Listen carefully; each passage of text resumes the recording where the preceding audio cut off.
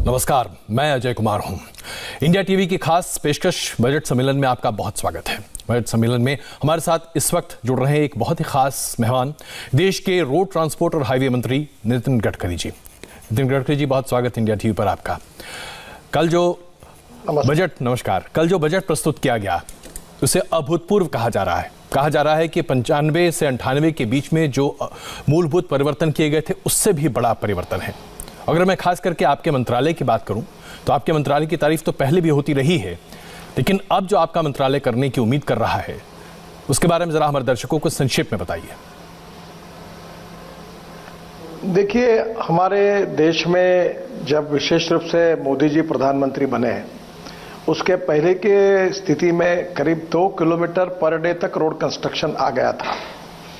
पर मुझे इस बात का अभिमान है कि अभी 28 किलोमीटर तक जनवरी एंड तक हमने रोड कंस्ट्रक्शन किया है और अभी साधारणतः मार्च एंड तक 40 किलोमीटर के ऊपर जाएंगे ऐसा विश्वास है।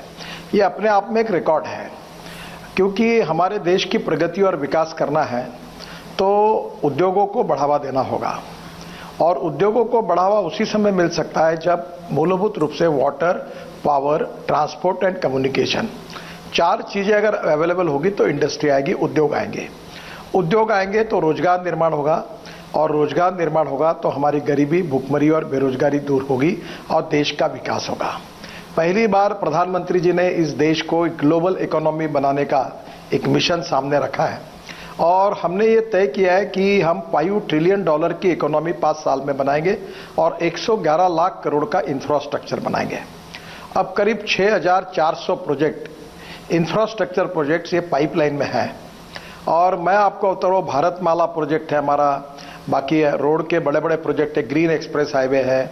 अब दिल्ली से मुंबई हम हाईवे बना रहे हैं। केवल दिल्ली के आजू बाजू में हम 60,000 करोड़ के काम कर रहे हैं। Dwarka express highway, peripheral road हमने पूरा किया है, दिल्ली का रिंग रोड।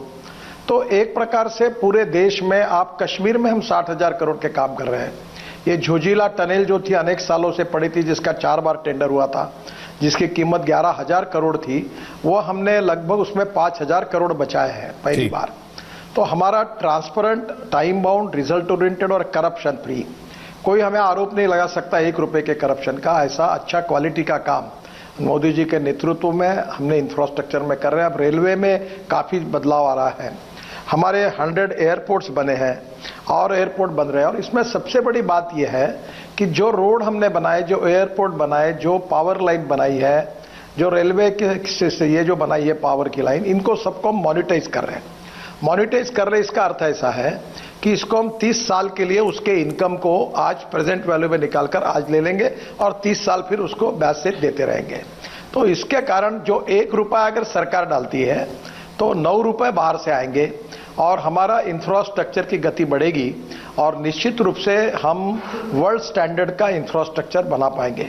मैं रोड का मंत्री होने के नाते आपको विश्वास दिलाता हूं कि आने वाला ये 5 साल जब पूरे हो गए तो अमेरिका, जापान, जर्मनी, ये जो देश है, जो बहुत ही विकसित देश है, उनके यहां जिस प्रकार का इंफ्रास्ट्रक्चर है रोड का, वैसा बनेगा। अभी हम लोग 22 ग्रीन हाईवे बना रहे हैं और दिल्ली से मुंबई जो हाईवे बना रहे हैं उसका आधा काम लगभग हुआ है। अब दिल्ली से कटरा हाईवे का काम शुरू हो रहा है। उधर अमृतसर से हमारे यहाँ कांडला पोर्ट जाने के लिए भावनगर तक 60,000 करोड़ का एक हाईवे बना रहे हैं।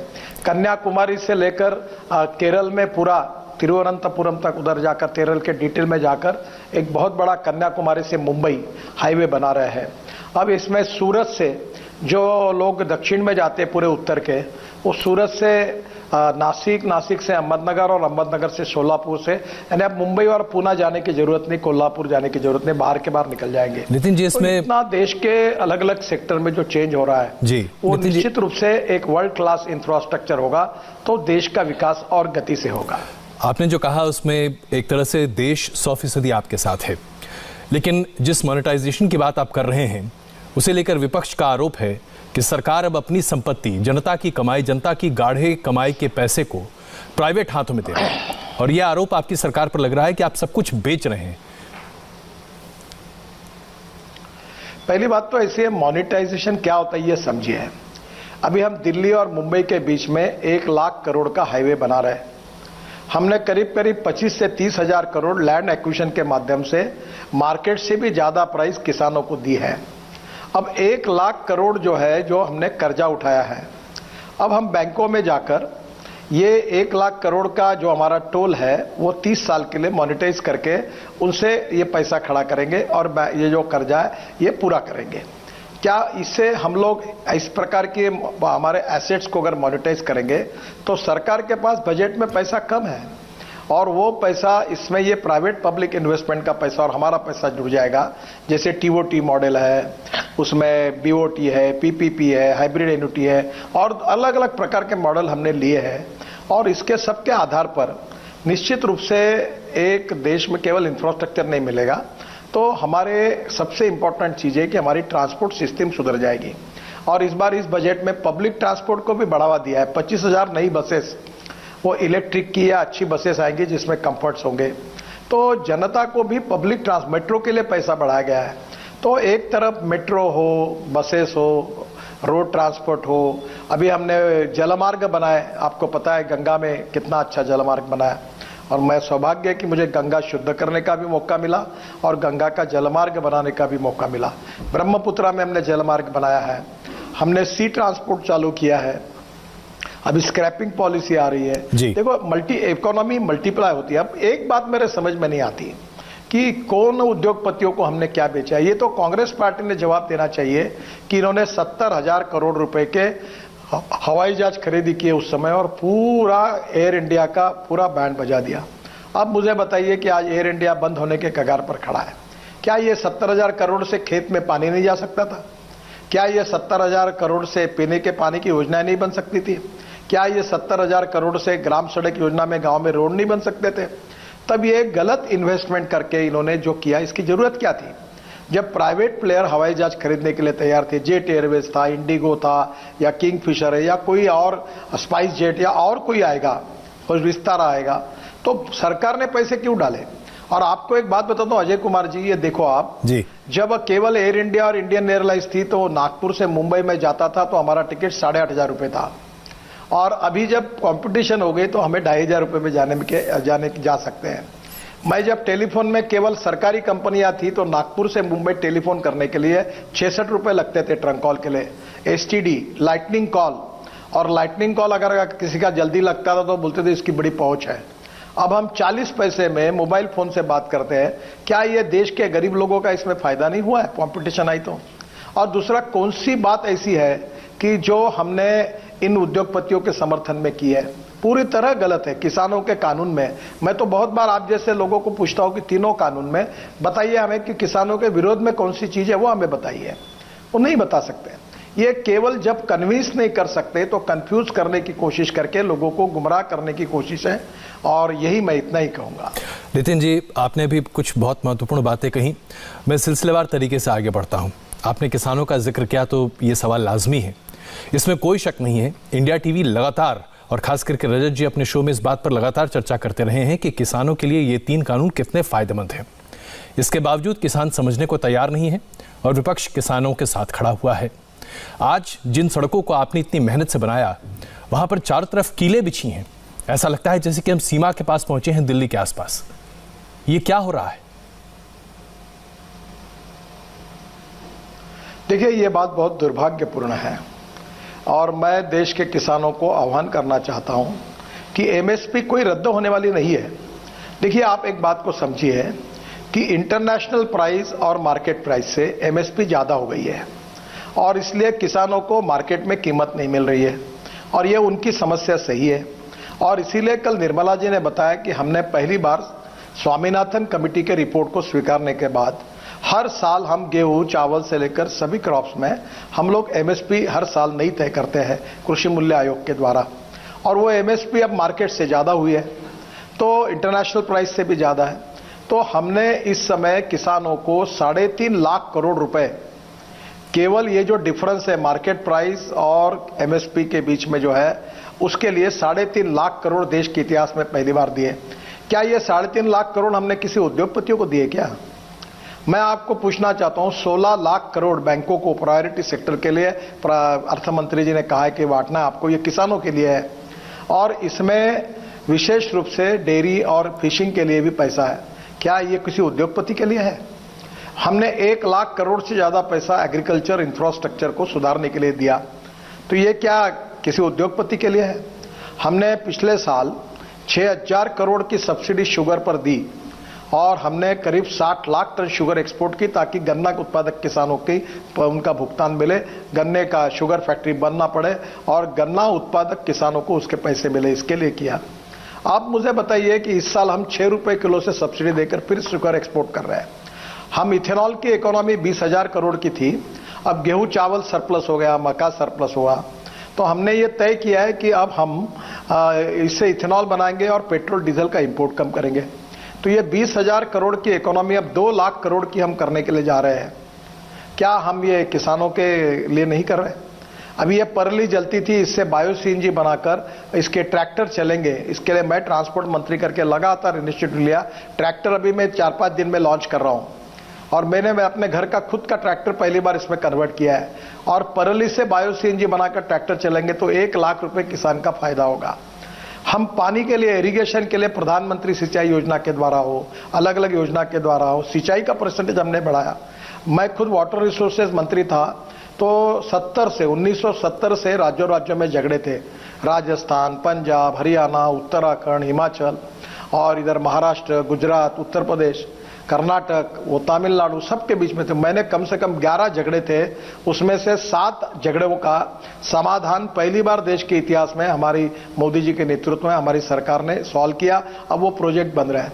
अब हरियाणा और पंजाब को झगड़ा करने की आवश्यकता नहीं है। जो पाकिस्तान में 3 नदियों का पानी जा रहा था, वो पानी अब हम पंजाब में ला रहे हैं और वो इतना पानी है कि पंजाब को भी मिलेगा, हरियाणा को भी मिलेगा। पानी की कमी नहीं है। अब मुझे बताइए, ये सब इसके फायदे किसानों को मिलने वाले हैं। तो मैं ये मानता हूं कि इस प्रकार से किसानों को गुमराह करने की कोशिश जो राजनीतिक दृष्टि से फिटे हुए लोग हैं, वो फ्रस्ट्रेशन और निराशा में मरता क्या नहीं करता, इस प्रकार से वो जब कन्विंस नहीं कर सकते तो लोगों को कंफ्यूज करने के लिए भड़का रहे हैं। और मैं ये मानता हूं कि फिलहाल की स्थिति में हमें क्रॉप पैटर्न बदलना पड़ेगा जी। सब लोग गेहूं, चावल और गन्ना लगाएंगे तो सरप्लस हो गए। अब मुझे बताओ, एडिबल ऑयल का शॉर्टेज है तो हम लोग मूंगफली लगाए, सोयाबीन लगाए, सरसों लगाए, मोहरी लगाए, सूर्यफूल लगाए, ताकि हमारे देश में 1.5 लाख करोड़ का खाद्य तेल इंपोर्ट होता है। तो हमें क्रॉप पैटर्न बदलना पड़ेगा और ये इक्विलिब्रियम मेंटेन करना पड़ेगा कि देश में कौन सी चीज कितनी है, कितनी ज्यादा है, कितनी कम है, किसको भाव मिलेगा। हमने कॉटन के लिए 36,000 करोड़ का कॉटन सीसीआई के द्वारा, इसमें कोई शक नहीं नितिन जी कि आपकी सरकार लगातार बदलाव और एग्रीकल्चर में रिफॉर्म की बात कर रही है। लेकिन अभी हम जरा थोड़ी राजनीति की भी चर्चा कर लेते हैं।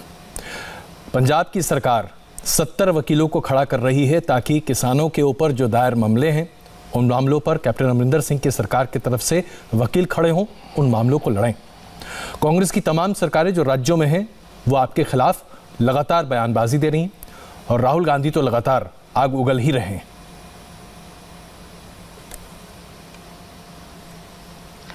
देखिए, मैं आपको एक बात बताना चाहता हूं। मैं ये मानता हूं कि देश में कुछ मुद्दे ऐसे हैं जो देश के विकास के हैं, गांव, गरीब, मजदूर, किसान के कल्याण के हैं, उसका हमने राजनीतिकरण नहीं करना चाहिए। मैं ये मानता हूं कि कांग्रेस पार्टी विपक्ष में है, उनको राजनीति करने का अधिकार है और राजनीति करना स्वाभाविक भी है। पर जहां गरीब का हित है, किसान का हित है और देश का हित है, ऐसी बातों में हमने इस प्रकार से इश्यूज को पॉलिटिकलाइज करना अच्छा नहीं होगा। आप मुझे बताइए कि आज हमारे देश का किसान अगर अड़चन और समस्या में है तो निश्चित रूप से वो बताए कि क्या क्या किया जा सकता है जिससे किसानों का कल्याण होगा। और रही मुकदमों की बात, तो सरकार कोई किसानों के विरोध में नहीं है। अगर कोई कानून तोड़ता है, कोई ट्रैक्टर से बस को जला देता है, ठुकल देता है, लोग मरते हैं, तो कानून में चाहे कोई भी हो, किसी भी पार्टी का हो, किसी जात, पंथ, धर्म, भाषा का हो, उसके ऊपर सरकार, पुलिस केस करती है। अब मुझे इसमें भी कहना है कि चलो वह आंदोलन में हुआ है तो कुछ समय के बाद अगर शांति प्रस्तापित होती है तो सरकार उसके बारे में भी विचार करता है कि ये मुकदमों को, भाई किसान कोई गुनहगार थोड़ी है, ठीक है, आंदोलन किया तो उनको अवसर दिया जा सकता है। पर इसकी राजनीतिकरण करना, इसके लिए जिस प्रकार से झगड़े कराना, और इतना अगर है तो मैं बताऊं, सुप्रीम कोर्ट में चीफ जस्टिस ऑफ इंडिया ने किसानों के लिए जब सोल्यूशन दिया था उसको भी हम नहीं मानेंगे। इस प्रकार का जो एक प्रकार से भूमिका कुछ लोगों ने ली, सबने नहीं ली, ये कहां तक लोकतंत्र के लिए उचित है। तो मुझे लगता है कि ये सब बातों को किसान समझे कि हम किसानों के हितैषी है, हम गांव गरीब मजदूर किसान का कल्याण करना चाहते हैं, हम किसान की पर एकड़ आमदनी बढ़ाना चाहते हैं और टेक्नोलॉजी को लाकर हम भारत में अलग अलग प्रकार के क्रॉप्स पैटर्न बदलकर हम किसान को सुखी समृद्ध और संपन्न बनाना चाहते हैं। इसमें जो कांग्रेस पार्टी की सरकार है वो भी करे, बाकी राजनीति हर पार्टी को अपनी करनी है, उसमें कोई बात नहीं है, वो करते रहे। पर इस प्रकार से राष्ट्रीय हितों में, गरीबों के हितों में, गांव गरीब मजदूर किसानों के हितों में इस प्रकार से गुमराह कर देना ये देश के हित के लिए अच्छा नहीं है। नितिन जी, 26 जनवरी को जो कुछ हुआ और लाल किले पर जो हमने तांडव देखा, उसके बाद हर किसी के जहन में एक ही बात कौंध रही थी कि क्या हमारे देश में कानून व्यवस्था को इस तरह से धता बताया जा सकता है। पुलिस ने कार्रवाई की है, दिल्ली पुलिस लगातार लोगों को आइडेंटिफाई करने की कोशिश कर रही है, लेकिन क्या आपको लगता है कि इसके पीछे एक राजनीतिक षड्यंत्र भी है? देखिए, ये निश्चित रूप से राजनीतिक षड्यंत्र है। हमारे महाराष्ट्र में गढ़चिरोली डिस्ट्रिक्ट में जो नक्सलवादी थे उनको सपोर्ट करने वाले कुछ लोगों को पुलिस ने पकड़ा, कोर्ट ने उनको जमानत देने के लिए इनकार किया सुप्रीम कोर्ट तक। अब उन लोगों के फोटो वहां कैसे आए, उनका किसान आंदोलन से क्या संबंध था? मैं ये मानता हूं कि कहीं ना कहीं इस आंदोलन में जो किसानों का आंदोलन था उसमें घुसकर कुछ तत्व ऐसे हैं जो एंटी नेशनल है, वो कुछ ना कुछ उसको गुमराह करके इसको भड़काना चाहते हैं, ऐसा आज इस सब बातों से दिखता है। इसका मतलब सब किसान ऐसे हैं, किसान संगठन ऐसे है नहीं। तो किसान संगठनों ने भी जो हानि हुई है कि लाल किले पर जो कुछ हुआ वो जो गलत हुआ है कानून व्यवस्था के रूप से, पर उसमें सबसे बड़ी हानि किसान संगठनों की हुई है। जो किसान संघर्ष कर रहे थे उन्होंने इस प्रकार का काम होने से उनकी पूरी क्रेडिबिलिटी पर आंच आई है और लोगों में उनके प्रति जो सहानुभूति थी वो चली गई है। तो उन्हीं लोगों ने बच के रहना चाहिए कि अपने आंदोलन का दुरुपयोग करने वाले कोई तत्व अगर घुसते हैं एंटी नेशनल और वो अगर कुछ गलत काम करते हैं तो उसकी चिंता करनी चाहिए, ये बहुत आवश्यक है। नहीं तो ये आंदोलन बदनाम हो जाएगा जिसमें किसान जा रहा है। आंदोलन करने का लोकतंत्र में सबको अधिकार है और प्रधानमंत्री से लेकर सब लोग बार बार कह रहे हैं कि हम डायलॉग करने के लिए तैयार है, चर्चा करने के लिए तैयार है। नरेंद्र तोमर जी ने कितने बार उनके साथ चर्चाएं की, उनको समझाने की कोशिश की और मुझे लगता है कि चर्चा से, संवाद से, पारस्परिक विश्वास से निश्चित रूप से हम मार्ग निकाल सकते हैं। ये कठिन बात नहीं है। हम इतने जटिल प्रश्न अगर सुलझा सकते हैं तो ये भी सुलझाएंगे। सरकार की अपनी एक मर्यादा है, फिर भी सरकार गांव गरीब मजदूर और किसान के पूरे समृद्धता विकास के लिए संकल्पित है और कटिबद्ध है। और जो भी कुछ कमियां हमारे बीच में अगर होती है वो अगर कोई ध्यान में लाते हैं तो उसको सुधारने की भी कोशिश करेंगे। बिल में भी यही बात हुई कि तीनों बिलों में जो बात, कौन सा कलम, कौन सा एक्ट ये किसानों के विरोध में है, इसकी अगर चर्चा करेंगे तो उसको बदलने के बारे में भी विचार करेंगे। कोई हमारा प्रेस्टीज पॉइंट नहीं है क्योंकि यह कानून लाया गया, यह किसानों के हितों में लाया। मैंने आपको बताता हूं, मैं किसान हूं जी, मेरे घर में सब्जी होती है तो वो सब्जी पहले मार्केट में नागपुर के जाती थी तो 8% बिचौलियों को दलाली देनी पड़ती थी। अब मैं राणा प्रताप नगर में एक किसान बाजार में अपनी सब्जी बेचता हूं तो मुझे मार्केट से 5 से 10 रुपए ज्यादा रेट भी मिलता है और 8% भी बच गया। तो मुझे जबरदस्ती क्यों करना है कि अब मैं मार्केट में जाके वही बिचौलियों के हाथ पर क्यों माल बेचूं? क्या मुझे अगर मेरे माल की कीमत ज्यादा मिलती है तो मुझे अधिकार नहीं है? मैं आपको पूछना चाहता हूं। फार्मेसी के दुकान में जाओ, दवाई की कीमत दुकानदार तय करता है। रेस्टोरेंट में जाओ, चाय नाश्ता करो, उसकी कीमत तो वो तय करता है। आपके पास एडवर्टाइजमेंट क्या भाव से किसको देना ये रेट आपकी चैनल बताएगी। तो किसान अपने उपज का भाव क्यों नहीं तय कर सकता? उसको ये अधिकार नहीं कर। ये अगर हमने कानून में दिया है तो किसान के हित में किया है, किसान के साथ अन्याय क्या किया है? नितिन जी, अभी बात करते करते राहुल गांधी जी का एक ट्वीट आया, मुझे लगा आपके सामने एक ये बात रख दी जाए।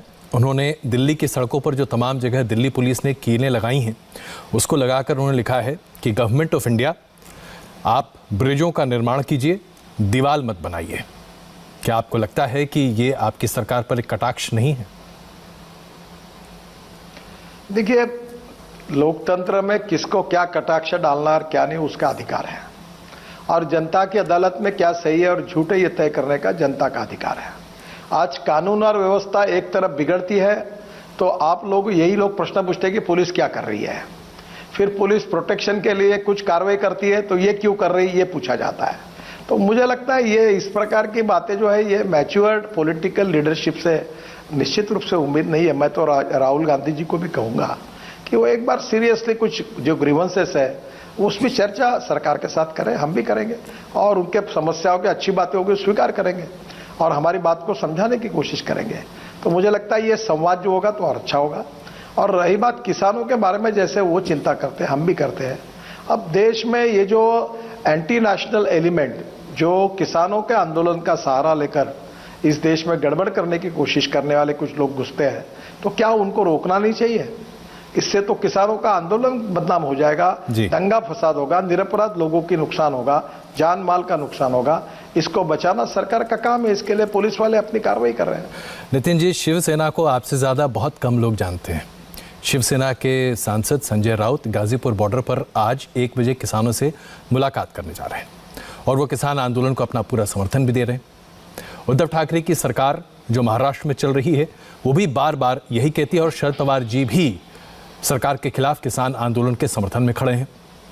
ये क्या हो रहा है?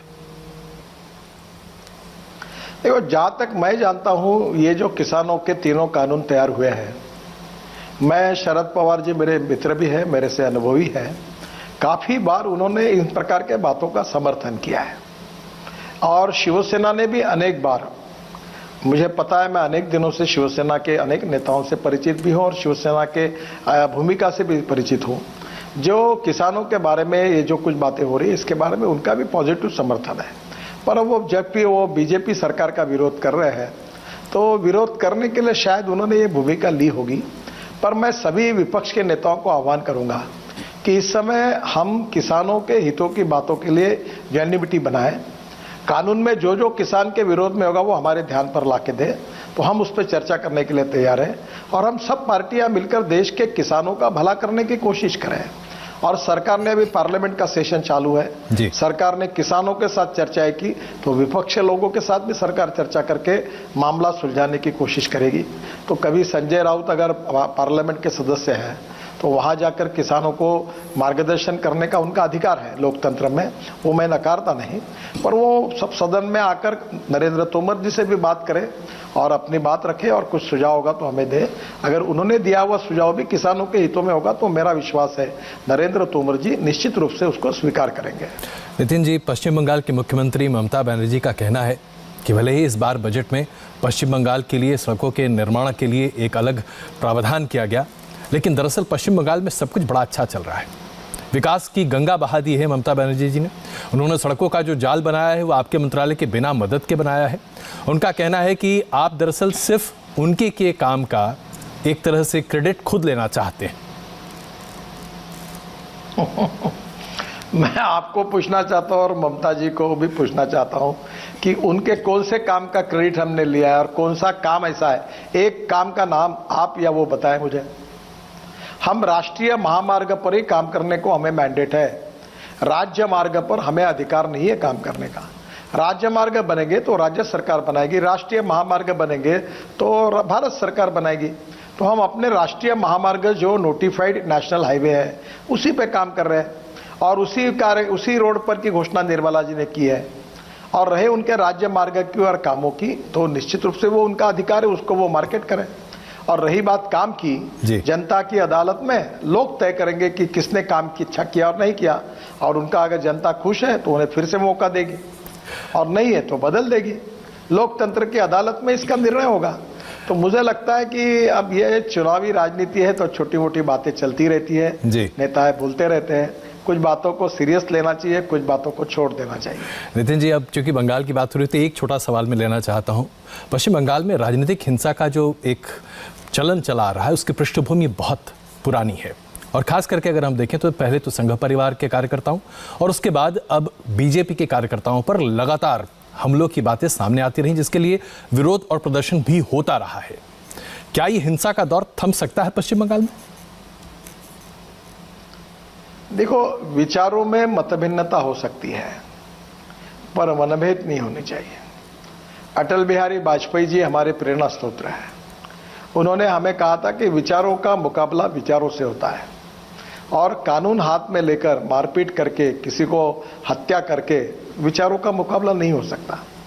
अगर हमारा विचार सही है तो लोग हमें समर्थन करेंगे, अगर हमारा विचार अगर गलत है तो हमारे विपक्षी, हमारे विरोधी लोगों को हमारे विचार के विरोध में बोलने का अधिकार है। तो मुझे लगता है ये सब होने के बाद हम एक दूसरे की जान क्यों ले रहे हैं, एक दूसरे के दुश्मन क्यों बने हुए हैं। और जैसे हम तो आज अलग अलग इसमें हम तो ये चाहते हैं कि हम देश के हित में, हमारे दो देशों से भी हमारी लड़ाई हुई है, उनके साथ भी हम दोस्ती करने का विचार करते हैं कि हम अच्छे संबंध तैयार करें। तो मुझे लगता है तो देश के अंदर भी आपस में अच्छे संबंध क्यों नहीं बनाए जाए। हाँ ठीक है, राजनीति विचारों के आधार पर एक दूसरे के बारे में मतभिन्नता होगी, हम अपनी अपनी बातें जनता को कहते जाएंगे, जनता इसका निर्णय करेगी। पर यह हत्याएं करना, इस प्रकार से मारपीट करना, हमारे अध्यक्ष जो थे नड्डा जी गए, उनके गाड़ियों पर पथराव किया गया, कैलाश विजयवर्गीय की गाड़ी को पूरी फोड़ दी गई, मुझे लगता है ये बहुत ही दुखद और दुर्भाग्यपूर्ण है। इन सब बातों को हमने राजनीति से टालना और राजनीति में गुणात्मक परिवर्तन करना, और राजनीति में सबको बोलने का अधिकार है। लोकतंत्र जो है ये 4 पिलर पर खड़ा है, एक जुडिशरी है, एक मीडिया है, एक लेजिस्लेटिव विंग है और एग्जीक्यूटिव विंग है। और संविधान ने सबके अधिकार और मर्यादा को स्पष्ट किया है। हमारे अधिकार और मर्यादा को समझते हुए अगर हम लोग चलेंगे तो ये लोकतंत्र यशस्वी होगा, और ये वर्ल्ड की सबसे बड़ी डेमोक्रेसी है। और इसको यशस्वी करना ये केवल एक पार्टी की जिम्मेदारी नहीं है, ये जिम्मेदारी सभी पार्टी की और देश 130 करोड़ भारत की जनता की है। तो हम सब लोग मिलकर लोकतंत्र को यशस्वी करें। चाहे हमारे वैचारिक मतभेद होंगे, विचारों के द्वारा वो जरूर रखने का हमारा अधिकार है, उसमें किसको नकारा गया है। जी नितिन जी, 2 छोटे सवाल आपके मंत्रालय से जुड़े हुए। जो स्क्रैप पॉलिसी की घोषणा इस बार के बजट में की गई है, उसे लेकर लोगों के दिमाग में ज़रा स्पष्टता नहीं है। लोग ये कह रहे हैं कि हमारा क्या पुराना स्कूटर, मोटरसाइकिल, हमारे गाड़ियाँ काम की नहीं है क्या उसे अब सरकार जबरन हमसे ले लेगी? थोड़े लोगों में अस्पष्टता है। अगर संक्षेप में इसकी स्पष्टता अगर आप हमारे दर्शकों के लिए दें। देखिए, सबसे पहली बात तो ऐसी है कि ब्लैक एंड व्हाइट टीवी था, अब कलर टीवी आया है। तो लोगों ने ब्लैक एंड व्हाइट टीवी बदला और कलर टीवी लाया। मैं जब स्टूडेंट था तो मैंने एक स्कूटर खरीदी की थी, तो 32 किलोमीटर उसका एवरेज था। तो मैंने कहा ये बहुत अच्छा एवरेज दे रही। अब 80 किलोमीटर का एवरेज आ रहा है। अब हमने इमिशन नॉर्म्स बदल दिए हैं, हम BS6 पर गए हैं, तो फ्यूल को भी बदला है, टेक्नोलॉजी भी बदली है। पहले हमारे इकोनॉमिक मॉडल में ये एयरबैग्स नहीं थी, अब एयरबैग्स आई है रोड सेफ्टी के लिए। तो मैं आपको यही बताना चाहूंगा कि बड़े प्रमाण पर अब टेक्नोलॉजी बदली और इसमें पेट्रोल डीजल भी कम लगेगा, पोल्यूशन भी कम होगा, रोड सेफ्टी भी होगी, और स्वाभाविक रूप से समय के अनुसार हमको बदलना पड़ता है। अभी एक ट्रक अगर 15 साल पुराना है, 20 साल, तो उसको बार बार मैकेनिक के पास जाना पड़ता है, उसका एवरेज कम होता है, पिकअप चला जाता है। तो अब ये एक नैसर्गिक प्रक्रिया है, विन विन सिचुएशन है, इसमें दोनों का भी फायदा होगा, और ट्रांसपोर्टर की भी कमाई बढ़ेगी और स्वाभाविक रूप से पोल्यूशन भी कम होगा। अब दिल्ली जैसे शहर में कितना पोल्यूशन है आपको पता है, क्या ये पोल्यूशन कम नहीं होना चाहिए? तो मुझे लगता है ये पूरी तरह से विन विन सिचुएशन है। इससे नए रोजगार निर्माण होंगे, और आने वाले 5 साल में सब वर्ल्ड के ऑटोमोबाइल ब्रांड हिंदुस्तान में है, और हम वर्ल्ड की नंबर 1 की ऑटोमोबाइल मैन्युफैक्चरिंग हब बनेंगे। और ये जो कुछ गाड़ियां स्क्रैपिंग होगी, इसमें से कॉपर, एल्यूमिनियम, प्लास्टिक, रबर और स्टील रिसाइकलिंग होगा, जिसके कारण ऑटोमोबाइल के कंपोनेंट सस्ते होंगे, और हमारे देश में हम पूरा एक्सपोर्ट बढ़ेगा। और ये 4.5 लाख करोड़ की इंडस्ट्री है, इसने सबसे ज्यादा रोजगार देश में दिया है, और आने वाले समय में इसका 30% सेल बढ़ेगा, तो ये कम से कम 6 लाख करोड़ से ज्यादा जाएगी, और एक नए देश की इकोनॉमी को, ग्रोथ को फायदा होगा। हमारे जीडीपी में 7% कंट्रीब्यूशन ऑटोमोबाइल इंडस्ट्री का है जी। तो मुझे लगता है ये पूरा देश के हित में है, और प्रदूषण से मुक्ति मिलेगी, इंपोर्ट जो फ्यूल कर रहे पेट्रोल उसमें कमी आएगी, और हमारी इफिशियंसी बढ़ेगी, टेक्नोलॉजी बदली है। तो मुझे लगता है ये तो नैसर्गिक स्वभाव होता है कि ब्लैक एंड व्हाइट टीवी अब किसी ने रखा नहीं है, गरीब आदमी भी बोलता है मुझे कलर टीवी चाहिए जी। तो टेक्नोलॉजी के आधार पर इसका विचार करना चाहिए, यही मेरा अनुरोध है। नितिन जी, आपने अपना वक्त इंडिया टीवी के लिए निकाला, बहुत धन्यवाद हमारे साथ जुड़ने के लिए, और बजट पर अपनी राय और साथ साथ राजनीतिक परिप्रेक्ष्य पर भी राय रखने के लिए बहुत धन्यवाद। आपने देखा नितिन गडकरी को तमाम सवालों का जवाब, और उसके साथ साथ एक छोटा सा यहां पर ब्रेक ले रहे हैं। ब्रेक के बाद गाजीपुर बॉर्डर की एक बड़ी खबर आपके सामने प्रस्तुत करेंगे।